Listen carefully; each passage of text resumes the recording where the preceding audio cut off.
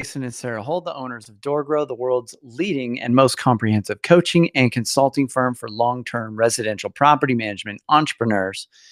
For over a decade and a half, we have brought innovative strategies and optimization to the property management industry. At DoorGrow, we have spoken to thousands of property management business owners, coached, consulted, and cleaned up hundreds of businesses, helping them add doors, improve pricing, increase profit, simplify operations, and we run the leading property management mastermind with more video testimonials and reviews than any other coach or consultant in the industry. We are the best in the world. And at DoorGrow, we believe that good property managers can change the world, and that property management is the ultimate high trust gateway to relationships, real estate deals, and residual income. And our mission at DoorGrow is to transform property management business owners and their businesses. We want to transform the industry, eliminate the BS, build awareness, change perception, expand the market, and help the best property management entrepreneurs win. Now, let's get into the show. All right. So today, Sarah and I thought we would chat about, she said, you've been wanting to talk about this for a little while. So we're going to be chatting about what? Interruption. All right. Specifically, the interruption burglar. So maybe I'm dating myself a little bit, but I don't know if you remember the Hamburglar. I do. McDonald's. Okay. All right. That's good. All right. So for those of you listening, maybe you remember like McDonald's had the Hamburglar, and he was this sneaky, creepy guy going around stealing people's cheeseburgers, right? And there's another burglar. There's a burglar that lives inside everybody's business, and it's the interruption burglar.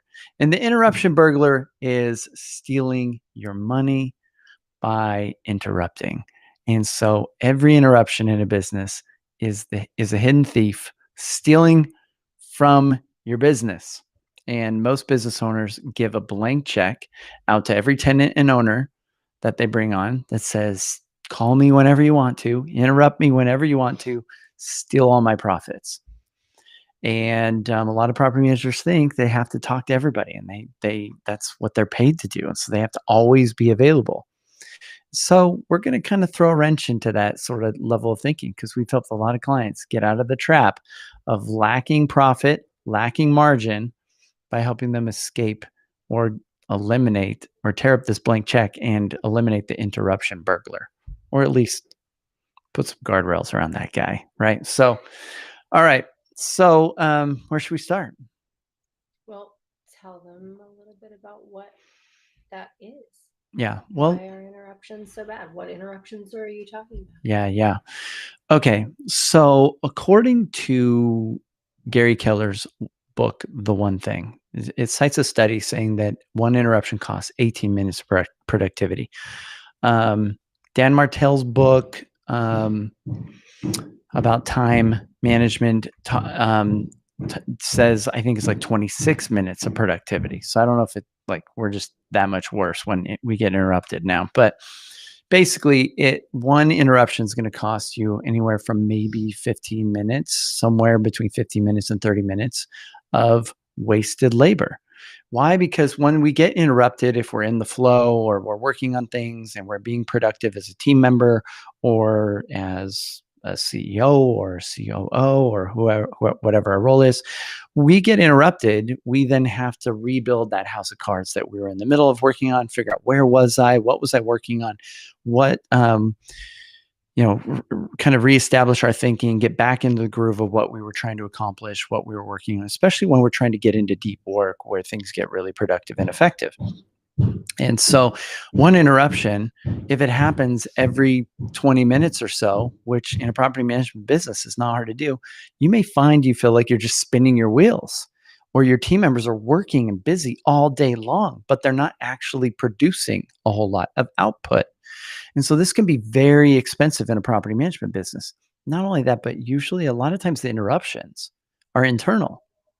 So you ever heard of sneaker net? Like somebody walks into your office, it's the most inefficient network ever. And they're like, hey, do you got a minute? Or I have this question. And maybe you're the person they're all coming to ask questions to because you're the boss and they're interrupting you all the time. And so then you're like, well, getting interrupted. And now you've got two people, one's interrupting the other, and you're wasting a lot of labor. And then we set up scenarios in which one person has the ability to interrupt multiple people in the business. This is where we set up Slack channels and other stupid communication methodologies that people think is more productive, where there's one-to-many communication, which becomes one-to-many interruptions. So one interruption, instead of costing you like maybe 15, 20 minutes of labor or a half hour of labor, it can quadruple.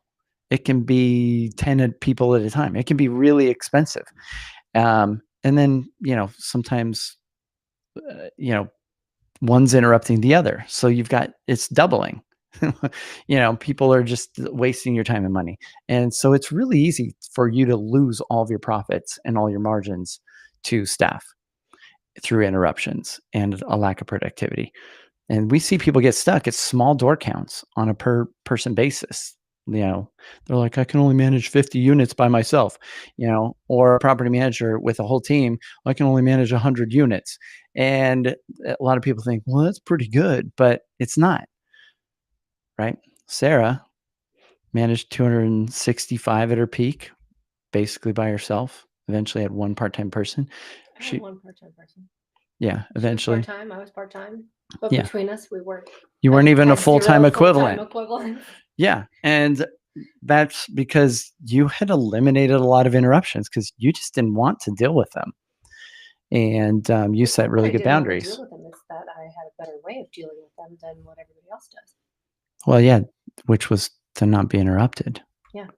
Yeah. So cool. So that's the interruption burglar. And this is one of the things we help clients figure out. We help them figure out, how do we eliminate the interruptions? How do we create better, healthier, more effective communication systems so that I've got a dog trying to jump on me right now. Guys, not right now. Leave it. Leave me alone. All right. They're like, we want to be on your lap. This is like your team trying to interrupt. Yeah. See, I'm getting interrupted. Leave me alone. No. Where was I?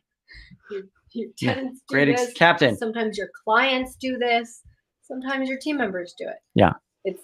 We've got to be able to separate ourselves where we can and so we can focus or completely eliminate interruptions. Yeah. That's the goal. So we have methodologies that we take our clients through to, one, identify their own interruptions, the things that are interrupting them. And then we have a process for taking their team through a process so that they become conscious of the interruption, so that everybody in the business can start to protect the business from this interruption burglar, because the interruption burglar is sneaky. Nobody can even see this guy running around stealing until we do some of these exercises with our clients. And then they start to become conscious, and they can now see this interruption burglar sneaking around, stealing money, stealing profits, wasting everybody's time. And nobody likes the interruptions anyway. So by reducing them, everybody's happier. Even the people that are interrupting you, like tenants and owners, are happier and less anxious. If you set better guardrails, better expectations, better boundaries, they actually can trust you more to do the job instead of feeling like they need to micromanage the person that's managing their rental property, which is ridiculous. Why don't they just cut you out if they're going to micromanage something, right? So yeah, they don't need to do that. Okay. I don't know what else we need to say about this, but. Well, one of the things that I had created recently within the last, 2 months, was a time optimization assessment that you can go through and take. And you can do it every day and kind of get a grade and a score and see what went well and what didn't go so well. And then it will help you figure out what can you optimize, what can you change. And you can do that even right now. So if you would like to get access to that, it's a longer link. So it's not like I can just give you the URL to it. So I would say the easiest way to get it, if you would like access to it, is just email me. It's sarah@doorgrow.com, SARAH @doorgrow.com. So if you'd like that, I would be very happy to send you the link, and you can use that as long as you would like. But you'll essentially go through, answer a couple of questions, and then it will email you your results and your score. So it will tell you overall, what were the things that didn't go so well. And Mm. oftentimes when you're filling a report out like this at the end of the day, it just makes you very conscious of it because sometimes our days tend to get away from us and they wonder then at the end of the day, oh man, how did that happen? Oh, I didn't get to that thing that I really wanted to do. Man, I was busy all day long, but I just don't feel like I was very productive, or I don't feel like I got to the things that I wanted to get to. Well, this will help you while you're answering these questions. It'll just point to a few things that you can optimize. And sometimes I've tested this out with our clients a few times too. They go, oh, as they're taking this assessment and just answering the questions, they're going, oh, well, I can already tell what kind of day this was. This was not good. This was not good. This was not good. And then Mm. the good news is just by taking that assessment, you have a better idea of how to approach things and hopefully a better plan for the Yeah. following day. Yeah, sometimes all it takes is questions to make you conscious of things you're unconscious of currently. Mhm. And when we're unconscious of the interruption burglar, he gets away with murder. Like he's just stealing your money. So we got to stop that guy. All right. So we've got a sponsor. So let me share that with everybody real quick. We appreciate our sponsors. So our sponsor today is Blanket. Blanket. And Hooray. Blanket is a property retention and growth platform that helps property managers stop losing doors, add more revenue, and increase the number of properties they manage. Wow your clients with a branded investor dashboard and an off market marketplace while your team gets all the tools they need to identify owners at risk of churning and powerful systems to help you add more doors. And so it helps you retain the doors, even if your clients sell or leave. You can keep the units. It's really a cool system. I recommend everybody uses it. And we coach and recommend our clients use it. I think it's a great system. So, Yeah, for sure. all And right. I think also we had just had our clients go through a time optimization challenge We did. using some of Yeah. the things that we talk about in the program, some of Mhm. the components that we coach on, and some of the things that you will see in that time optimization assessment. Not all of the things, but some Yeah. of the things in the assessment are on there, and then of course there's a lot more. So what we've noticed, and what a lot of people had noticed when they went through that assessment and that challenge, is wow, there is a lot of time in the business that just gets eaten up by different things, and it's not hard at all to get lost. It's not hard to kind of get consumed by the day to day. It's not hard to get lost in all of the tasks that are required by a property management company. And this really goes for you, and it goes for your team, because just looking at every person's time on the team can be really, really helpful. One person might be wildly efficient, and if that person that's efficient is, let's say, the business owner might assume then, well, everybody on my team is really efficient because I'm really efficient, Mm. and that may not be the case. So our goal is to help you figure out, who is efficient and who is using their time wisely, and perhaps who is not. So that way we can figure out what are the things that we can shift, what are the things that we can change. And oftentimes it's not even really hard to change, Mm. what you're doing or how you're doing it. It is different, and it can sometimes feel uncomfortable Yeah. because you just have to do things differently. Yeah. And I think in the world of property management, and especially how things are running today, is everyone assumes that you need to just be responding to everything immediately and be on top of everything and be super communicative with everybody, and that's not always the case. That may not get you the best results. Yeah. So it can create a lot of work. But being busy and being productive are two very different things. So it's our goal always to help property managers figure out, what can I do to actually be more productive, and how can I make sure that somebody on the team is always having time to focus on the income generating activities. Because if you are not focusing on growth in the business, it is slowly dying. So if there's no one who's focused on growth, or if there's one person who's just a little bit, it's like, oh, well, I do it for, 5 hours a week when I can, Mm. and when I'm not busy doing all of these other things, what's happening is we just get stuck on this hamster wheel where it's kind of like Groundhog Day. You wake up, you do things, you make no progress. You think, oh, I'll do it again tomorrow. You wake up, you do a whole bunch of things, you're busy, but you're not making progress. And then that day just repeats over and over and over. So we're spending all of our time doing all of these things that aren't actually helping the business grow or helping the business make progress. You're just doing the day-to-day tasks, and then it's really hard to grow because sometimes it gets scary to grow. Mm. And they go, oh, well, if I'm this busy at 40 units, there's no way I can handle 80. There's no way I can handle 150. There's no way I can handle 500.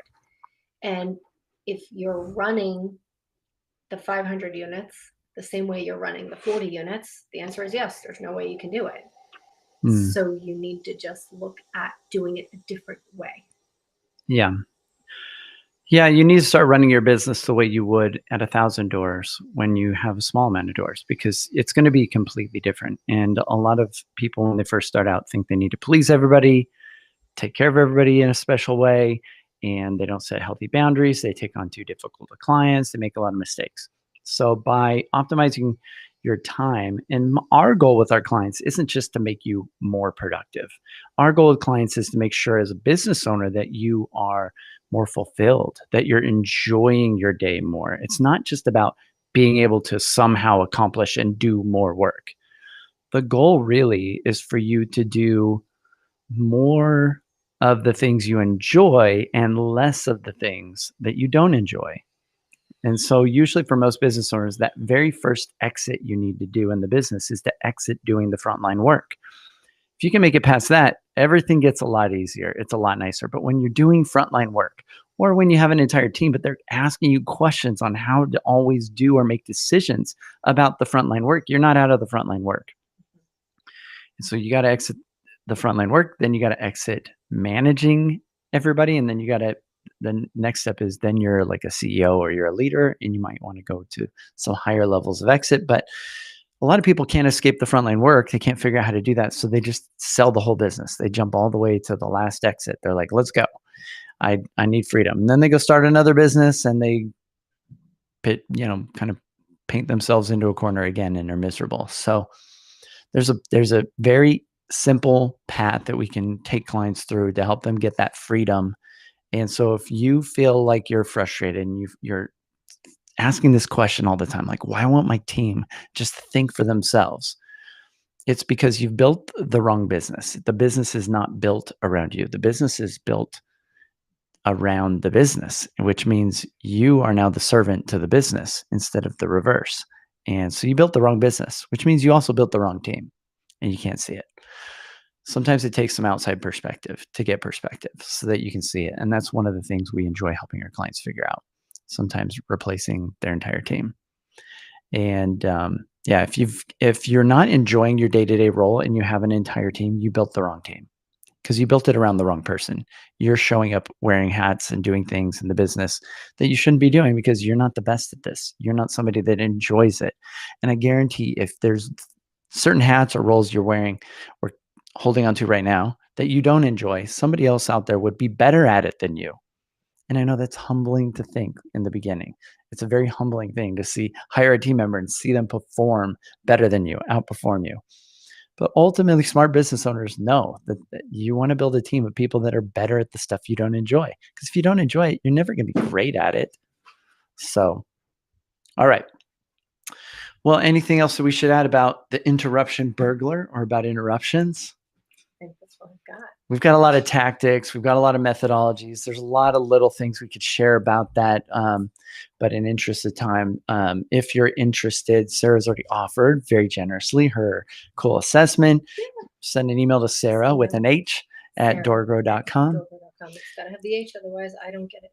Yeah. If you spell my name wrong, then you don't need to talk with me. Wow. Okay. Yeah.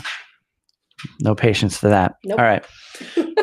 Cool. All right. Well, if you've ever felt stuck or stagnant, you want to take your property management business to the next level, reach out to us. You can check us out at doorgrow.com. For a free training on how to get unlimited free leads, text the word leads to 512-648-4608. That is the word leads to 512-648-4608. And we will send you a hour-long training that shows you how to get unlimited leads for free in your property management business. That will blow your mind.